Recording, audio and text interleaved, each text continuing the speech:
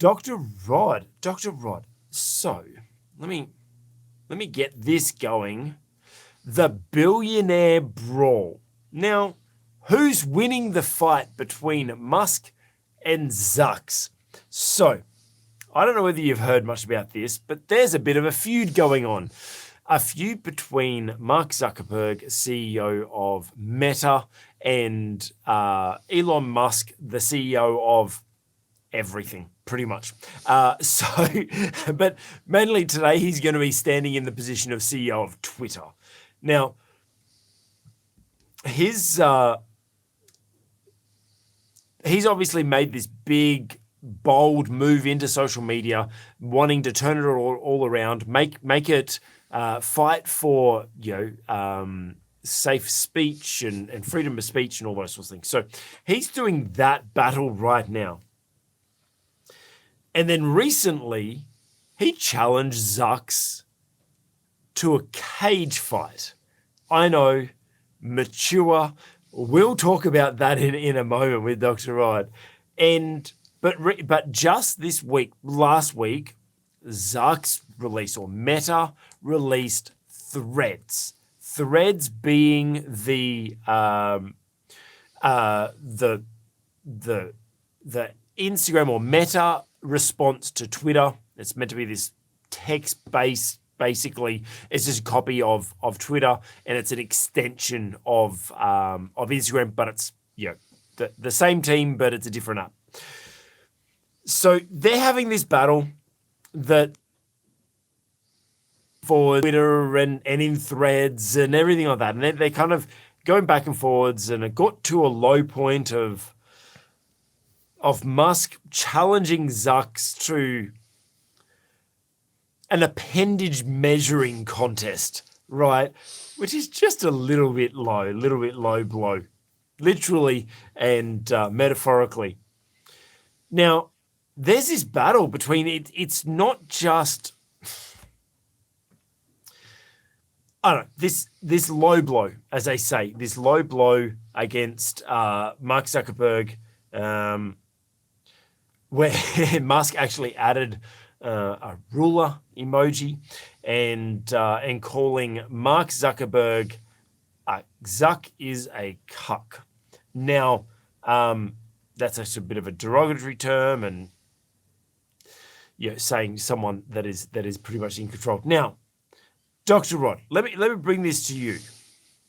These two seemingly the biggest leaders, let's be honest, in business right now, the biggest leaders, I would say, some of the biggest companies,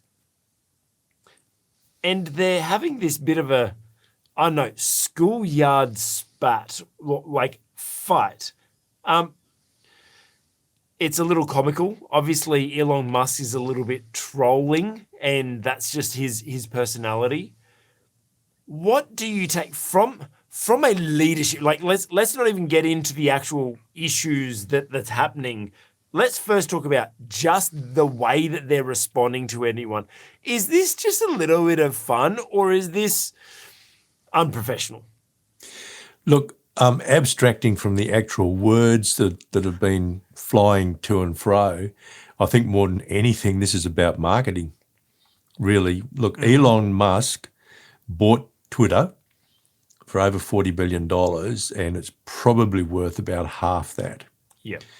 If it was to be sold today. So he's got a big problem. He's got to recoup his investment, and he knows that one of the ways in which he needs to do that is to make Twitter more attractive. Now, in part, of course, he's done that by giving some assurance that people who are more to the right politically, or who are more conservative in terms of their social values and ethical position and so on, he's given them some assurance that they won't be thrown off the platform. Yeah. My understanding is that, nevertheless, the number of people using Twitter is actually falling. Mm-hmm. And I'm sure that he was concerned when, the world learned that streams broke the record for cracking the 100 million user mark. Yeah. They managed to do that in 5 days. Yeah, That's 5 right. days, yeah. And look, the closest record to that was it took some years. I think I TikTok was checking. I think it was about a year, just over a year or something like that. So it's a Maybe it much took to longer 100 period of million. time. Yeah. So look, streams has been spectacularly successful. Streams. Oh my Don't goodness. worry. It's only new. It's fine. Threads. I even wrote it down on a piece of paper so I wouldn't get it wrong. Threads has been spectacularly successful in terms of support from users. There's no doubt about that. Uptake, and obviously, it's a direct threat to Elon Musk's Twitter. But is it? Oh, look, well, I'm not a marketing expert. You know more about that than I do, but it wouldn't surprise me at all if people have migrated from Twitter onto Threads in the early days. I guess we'll find that out. Analysts will look at that in time to come. But look, I think this ongoing spat between them, it's probably motivated by marketing more than anything else because they're getting plenty of publicity from it. Musk is getting plenty of publicity. Look, if there's anyone on the planet who doesn't know that Elon Musk now owns Twitter, you know, they've really been hiding somewhere with their fingers in their ears and their hands over their eyes if it can do both at the same time. So, look, both of these guys are pretty smart guys. They're intelligent. They know how to get free publicity. I'd be quite surprised if there's a lot of personal animosity between the two, although there are whispers of court cases. But look, Samsung and Apple have been in the courts virtually continuously for more than a decade. And it's all about use of technology. And I see Elon Musk has accused Threads of stealing his proprietary models and all that sort of thing. And it wouldn't surprise me if we wind up in court over this as well. But look, I think fundamentally this is about publicity. It's about marketing as much as anything. And that's not necessarily bad from a leadership perspective because they're getting all of this publicity and they're not having to pay for it. Well, yeah, it comes down to the outcome, doesn't it? Like it does. We as leaders need to know. You need to know what our outcome is. What's the purpose? You know, at the moment, they're both actually leading quite.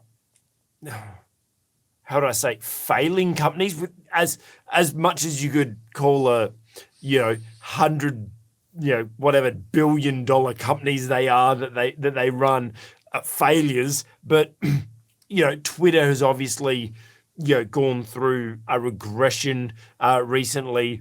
Meta has gone through massive losses in ad revenue and in share price and all that. Like they've had their challenges, and they know that they're on the back foot.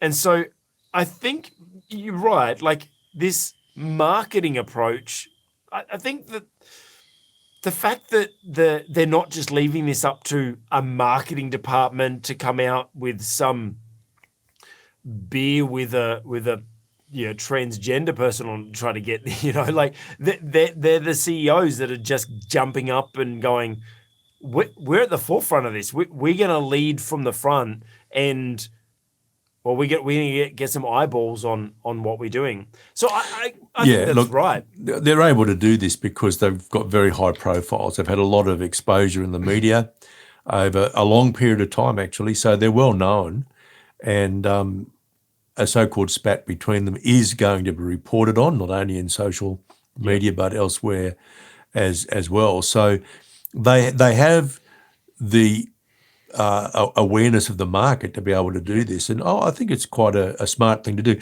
Just forget about the words they're using and all of these kinds of things, but just in terms of the approach, I think it's quite smart, actually. And look, the other thing is, as leaders, as business leaders, both of them are facing what all entrepreneurs and business leaders face at some time or other. Their product is maturing. Yes. Right?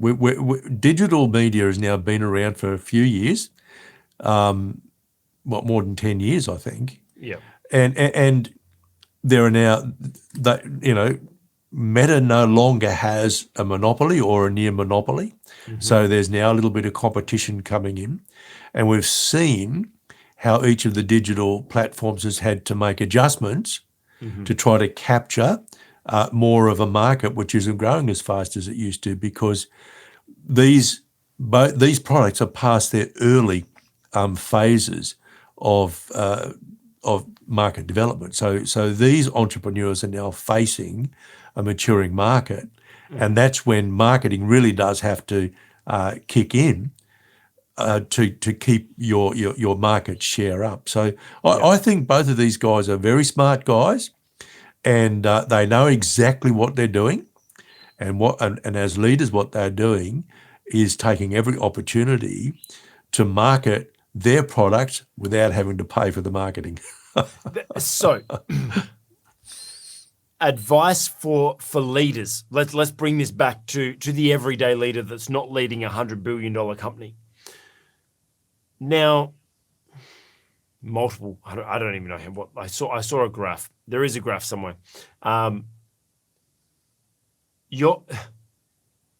Should we start a fight with our competitor down the road just to get attention? Oh, you got to think it through very, very carefully, because this is what we economists call it's a game, a so-called prisoner's dilemma. You've really got to figure out how your competitor is going to react, because it might not end well. So there's risk. There's certainly risk. And look, if you're a fairly small operator, I would say you really do need to consider the risk, because the consequences of the whole thing backfiring on your business are catastrophic if you're only a small business. Yeah, so I think for what I can see for this, what leaders can take away is as leaders, through what we can learn from the Elon Musk and Mark Zuckerberg battle between each other, is I think the first thing is the fact that this is their character and it's been ongoing. Elon Musk is a bit of a troll on Twitter, that he always has been, even before he owned Twitter. Mark Zuckerberg has always been a little bit awkward, but a little bit weird, but actually quite confident in his attacks and responses and everything like that. So it's actually, what they're doing is in normal character of what they're doing. And so I suppose what we can learn as leaders is, don't try to emulate. I wouldn't go out and now I need to try to fabricate some spat to get some coverage. No. It's just an extension of who they are. They do this all day, every day. This is not about just doing this for a special occasion to try to go viral or try to get some extra attention. It's the fact that you should be in this as a leader, as a business leader. You should be in this every day, rolling forward and challenging and constantly being out there and communicating with people and just always being on the forefront of everything, so that when you do have a time where there is a challenge, where your business is going backwards or whatever, you're not having to reinvent yourself. You're not having to try to start new practices. This is just something that they're always doing. So be the spokesperson for your business. Be the spokesperson for your industry. Stand up for things that you want. Be vocal on the things that you believe God has called you to be vocal on. And then when the time comes, it'll just be normal behavior for you, and you can probably just turn the dial up a little bit, rather than having to try to crank the engine from the beginning. Dr. Rod, do you have anything else to share about this fight? Actually, I do want to actually ask you one other thing. Obviously, we spoke about this, it being a marketing ploy, them having this proposed cage fight that now Dana White is supposedly being a part of, which why wouldn't he be? Because this would be the biggest match of the century, pretty much. Once again, this is obviously publicity, good publicity, but what do you think? There's been arguments that no matter what happens out of this, Musk is going to lose, because if Musk wins, he's twice the size of Zuckerberg, and he'll just look like a bully. And if he loses to Zuckerberg, right? So I don't like what's this whole thing of like, I don't know. What's your take on a leader stepping outside of what he's meant to be doing and doing, let's call it celebrity boxing?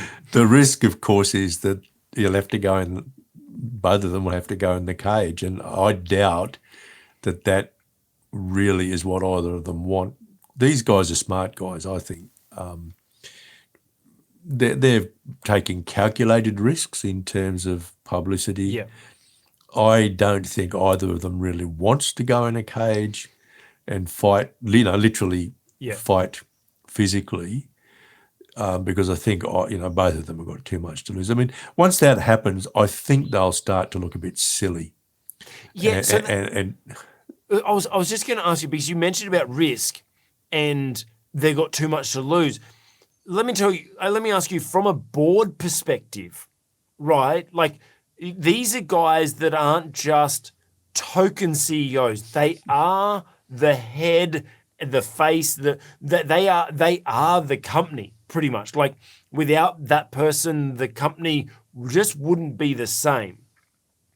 So how would you, as a board member, like, how do you even okay something like, because what happens if one of them gets knocked out and then seriously injured, and then, like, there's all these practical risks. What would you, like, how would you advise this sort of thing when it, like, from a board perspective to a CEO? Well, whatever you do in terms of marketing should be in the marketing strategy. And a CEO should be pretty careful about going outside the agreed strategy. I think these two guys are different. Now, Elon Musk himself, I don't think he's answering to a board. He's the owner of Twitter, right? He owns Twitter. So he doesn't really have a board to answer to. But Zuckerberg, I believe, does. I have no idea what his board thinks. But I've had 30 years experience in governance. I'd be a bit worried unless it was an agreed strategy. So what about CEOs or leaders of organizations that have, let's say, risky hobbies, right? Maybe they like motocross, or maybe they like, I don't know, skydiving, or I don't know, like anything like that.